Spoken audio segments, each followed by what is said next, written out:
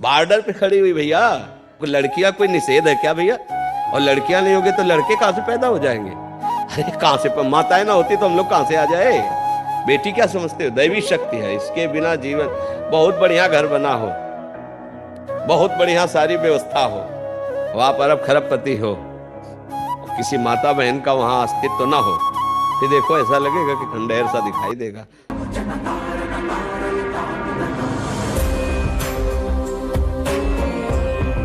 मैं दो बेटियों का पिता भी महाराज जी, मेरी दो बच्चे हैं। तो वो बोलते हैं एक लड़का हो जाए तो देखो सबकी आकांक्षा होती, पर हमारे प्रारब्ध भी तो हैं।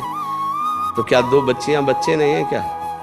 महाराज जी मेरा मतलब यही नहीं, रहता है तुम्हें कि किसी की जो नहीं भी है सुनना, बहुत है। नहीं तुम्हें किसी की नहीं सुनना है। बच्चियों को बेटों के समान या उनसे भी अधिक मानो।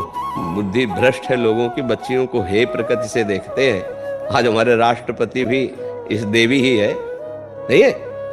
तो फिर राष्ट्रपति इस बार 26 जनवरी को केवल लड़कियों का ही वो दिखाया, सब वीरांगनाएं। लड़कियां कोई निषेध है क्या भैया? और लड़कियां नहीं होगी तो लड़के कहां से पैदा हो जाएंगे? अरे कहां से, माताएं ना होती तो हम लोग कहां से आ जाए?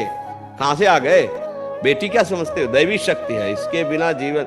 बहुत बढ़िया घर बना हो, बहुत बढ़िया सारी व्यवस्था हो, आप अरब खरबपति हो, किसी माता बहन का वहां अस्तित्व ना हो, फिर देखो ऐसा लगेगा कि खंडहर सा दिखाई देगा, शून्य दिखाई।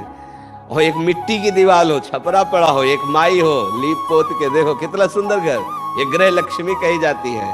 तो बेटी को ऐसा ना सोचे, बेटी बेटा है। और आपको सच्ची बताए, आजकल जब बेटा की धक्का लगते ना माता पिता के, तो बेटी ही पालन पोषण करती है।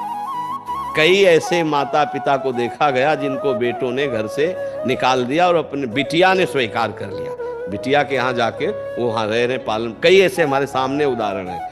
और पिता को कोई भी विपत्ति आवे तो आगे बेटी खड़ी हमें नजर दिखाई दी है।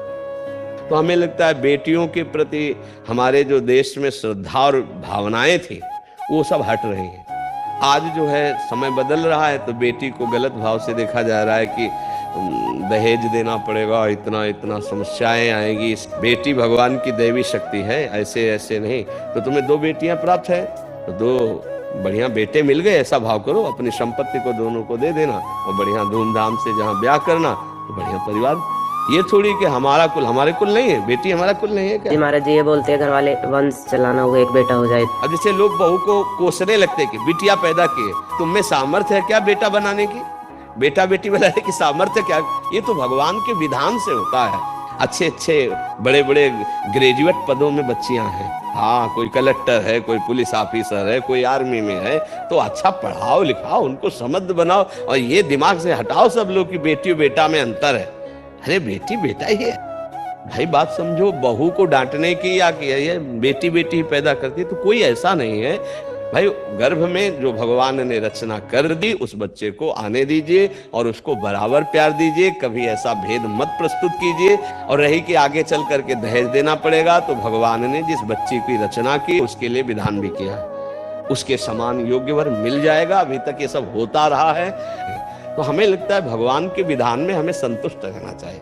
जो बेटा जो बेटी दे भगवान का प्रसाद, उनको बेटा ही मान के दुलार करो। तुम्हारे गर्भ से प्रकट हुए तो उनको ऐसे थोड़ी देखा जाता है कि बेटी है तो है, ये बहुत गलत बात।